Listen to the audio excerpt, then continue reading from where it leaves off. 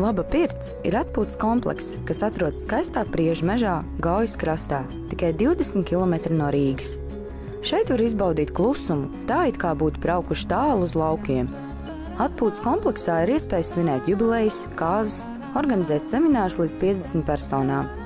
Atpūtas kompleksā Laba pirts ir 2 svinības zāles, viena liela, kāzām un lieliem banketiem, otra mazāka picu cepšanas teambuildingiem, kur tiek rīkots picu cepšanas meistarklases.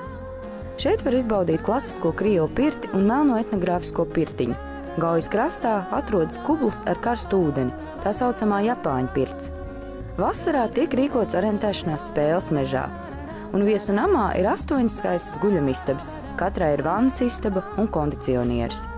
Teritorijā atrodas arī volejbola laukums un šūpoles.